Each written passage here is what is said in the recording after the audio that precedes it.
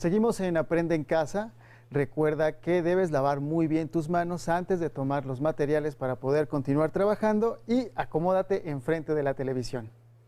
Relacionarás los procesos de producción de distintos productos alrededor del mundo. Hoy vamos a ver el tema relacionado con los procesos de producción de distintos productos en diferentes partes del mundo. Para eso seleccionamos algunos videos para ti. Al final te haremos algunas preguntas para que pienses un poco más sobre lo que aprendiste. Disfrútalos. El proceso productivo consiste en la transformación de factores productivos en bienes o servicios. Hay ahora que añadir que dicha transformación se hace mediante el uso de la tecnología. Son tres las etapas del proceso productivo: las entradas, la transformación y las salidas. En cada una de estas etapas interviene un elemento. Los tres elementos que aparecen en el proceso de producción son, pues, los factores productivos de los que debe disponer la empresa para poder llevar a cabo su actividad, la tecnología, y por tecnología entendemos la forma de combinar los medios humanos y materiales para elaborar bienes y servicios, y por último, los propios bienes o servicios que la empresa produce. Vamos a ver ahora cada uno de ellos con más detalle. Los factores de producción son los recursos que una empresa o una persona utiliza para crear y producir bienes o servicios. En la teoría económica se considera que existen tres factores principales de producción: la tierra, el trabajo y el capital. La tierra.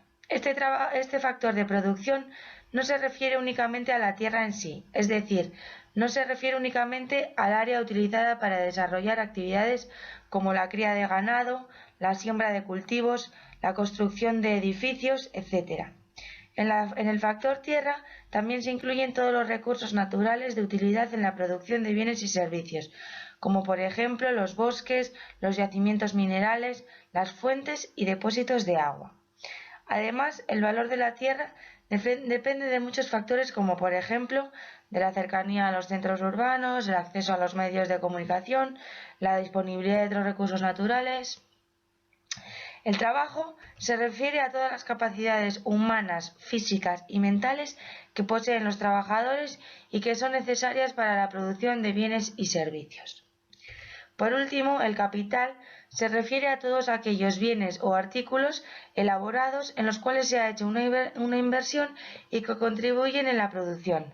Por ejemplo, pueden ser las máquinas, equipos, fábricas, bodegas, herramientas, el transporte. Todos estos se utilizan para producir otros bienes o servicios. En la actualidad, además, con los grandes cambios a nivel de producción, se puede considerar como factores de producción a la capacidad empresarial y al entorno tecnológico.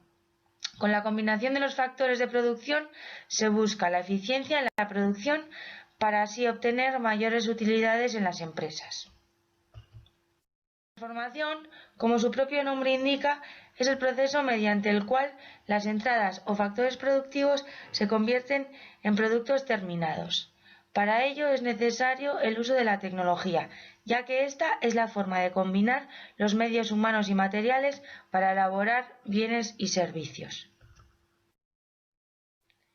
Por último, las salidas, que son los bienes o servicios que la empresa produce y que pueden ser finales, es decir, destinados al consumo inmediato, como pueden ser una mesa o una silla, o de capital, es decir, destinados a ser utilizados para producir otros bienes, como puede ser la producción de maquinaria, que posteriormente se utilizará para producir otros bienes o servicios.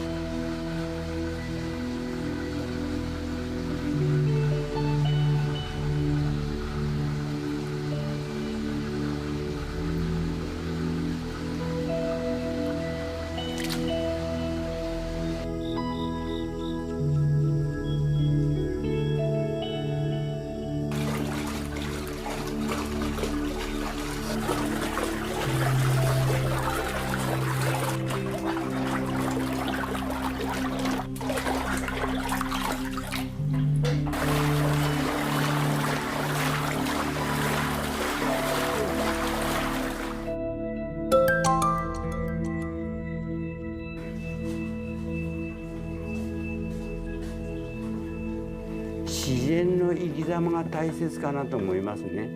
知識を得て腕にし、体得して心をつける。この上は自然体妙味の呼吸と私は言ってるんです。心で吸いなさいって。必ず明るい気持ちでいい髪をすくんだという心がけでやらなきゃ絶対ダメです。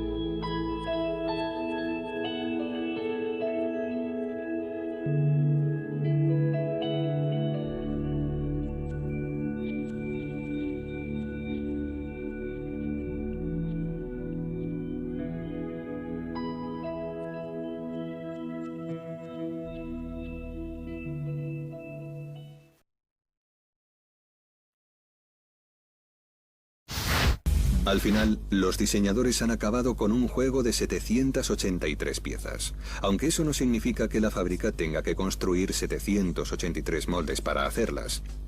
Los moldes son muy caros, cuestan hasta 250.000 euros cada uno, así que los diseñadores intentan utilizar las piezas de que disponen para realizar originales combinaciones con las que crear escenarios nuevos. Los diseñadores han tenido tiempo para pensar en un nuevo personaje para la versión de este año, el fiel perro policía. ¿Y cómo se puede convertir un pastor alemán en un juguete de 3 centímetros? En primer lugar me fijé en el perro de verdad y luego escogí estas imágenes en las que se ve la estructura ósea y la masa muscular. Primero hago un molde de arcilla cuando aún está blanda y luego la coloco sobre mi plantilla para ajustarlo. Termina la figura con un cuchillo para acabados, pero el perro policía todavía no está terminado ni mucho menos. La mayor parte de los elementos de la comisaría están listos para entrar en la cadena de producción, pero antes la figurita nueva del perro necesita una transformación. De la arcilla al plástico. El plástico es la sangre vital del negocio de los juguetes. La fábrica de Billund en Dinamarca emplea una gran variedad de máquinas y herramientas para crear juguetes de gran calidad, entre ellas máquinas de inyección, de pintura de precisión y de embalaje.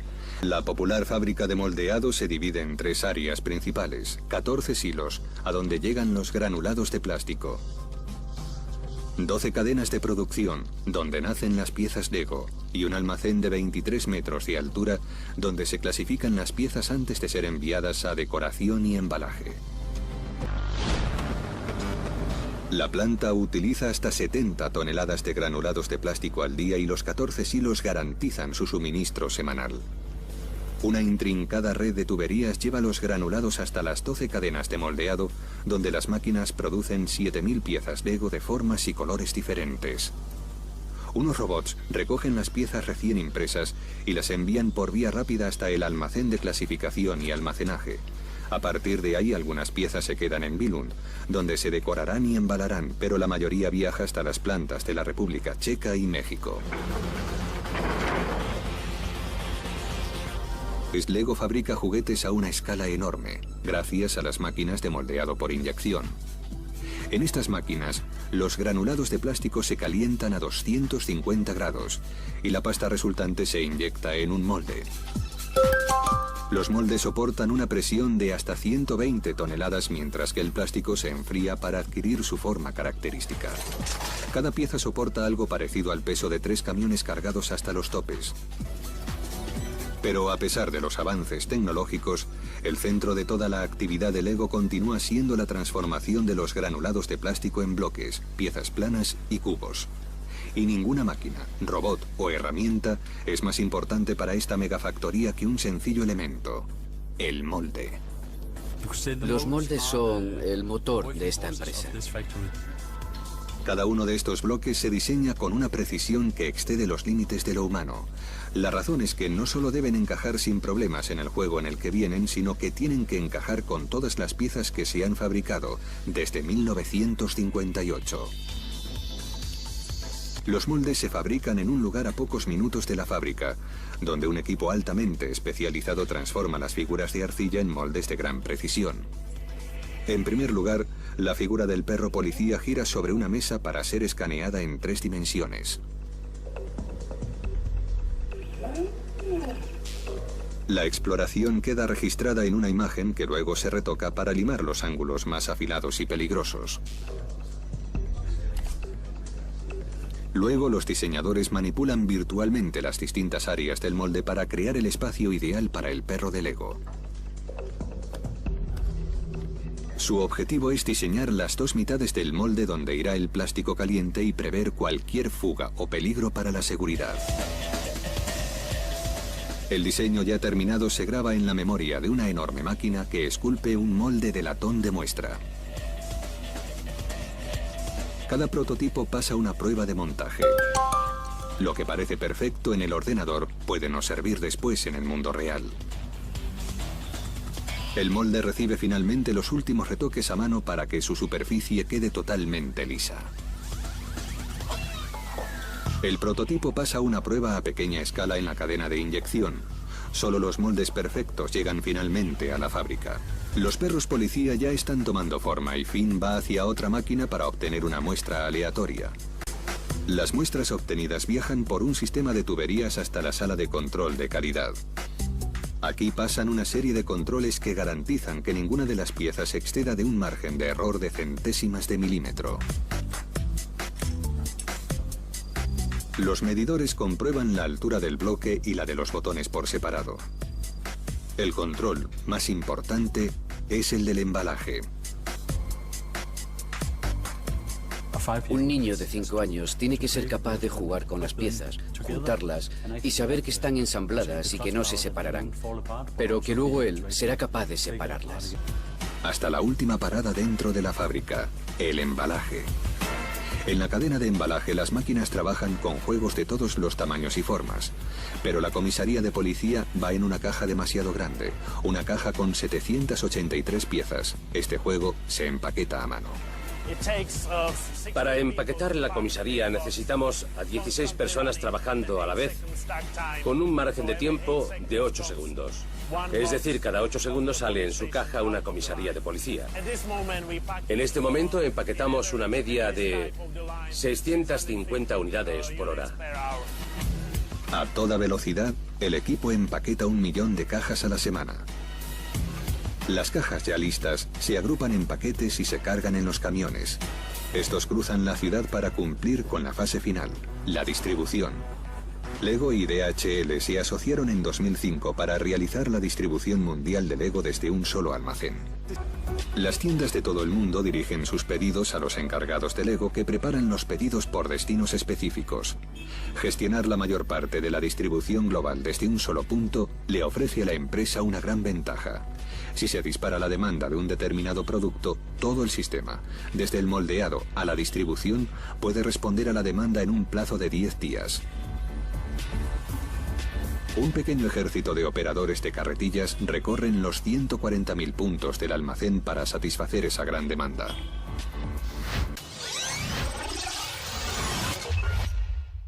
Lápices. La producción del instrumento de escritura más popular del mundo se divide en 2 etapas. La primera etapa es la creación de las minas, es decir, el núcleo del lápiz.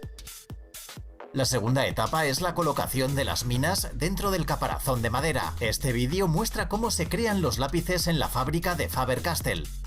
Por cierto, han estado produciendo materiales de oficina desde 1761. Como ya dijimos, la creación de las minas es el primer paso. El polvo de grafito se mezcla con arcilla y agua. Para que los ingredientes se mezclen uniformemente, pasan al menos unas horas en la batidora. La mezcla resultante se envía a una prensa hidráulica que prensa las minas y las corta a la longitud deseada. En esta etapa las minas son suaves y flexibles porque todavía tienen agua en su interior. Para deshacerse de la humedad, las minas se secan y luego se envían a hornos especiales.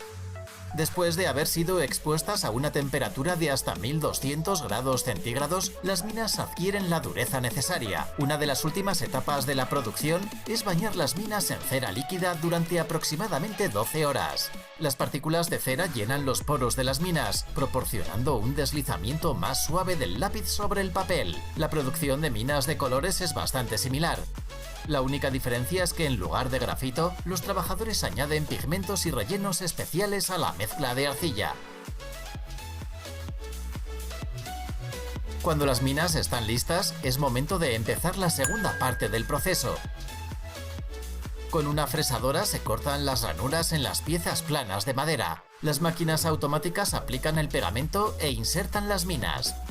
Otra capa de madera se coloca encima, creando algo así como un sándwich. Se encolan 2 paneles de madera y se presan y secan adicionalmente. Luego una máquina especial corta el sándwich para dar al lápiz su forma final.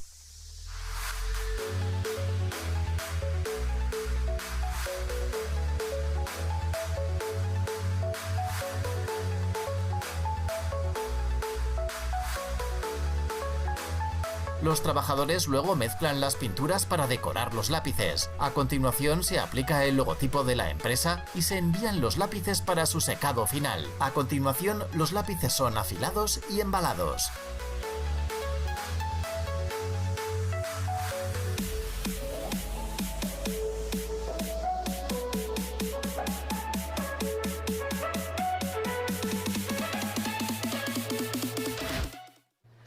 De los procesos observados, puedes identificar las materias primas utilizadas en cada uno.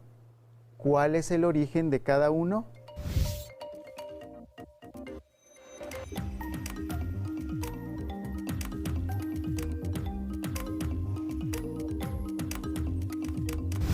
Observamos procesos industrializados, pero también artesanales. ¿Cuáles son las ventajas de cada uno? ¿Cuáles son sus desventajas?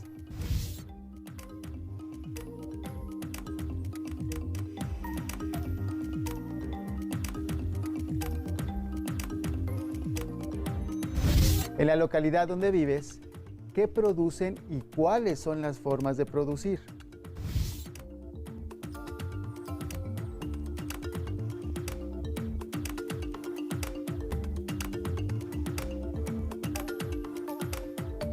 En el libro de texto de Geografía de quinto grado se explica el tema a partir de la página 109. Si en tu casa hay otro libro sobre el tema o tienes internet, explóralos, así podrás saber más. Si no cuentas con estos materiales, no te preocupes. En cualquier caso, platica con tu familia sobre lo que aprendiste. Seguro les parecerá interesante y podrán decirte algo más. Responde a las preguntas en una hoja, ya sea a través de un escrito, dibujo o un esquema, y guárdalas muy bien en tu carpeta de experiencias para que cuanto sea posible se las entregues a tu maestra o maestro. Muy bien, esto fue Cómo lo hicieron. Esperamos que te haya gustado y nos vemos en la próxima aquí en Aprende en Casa.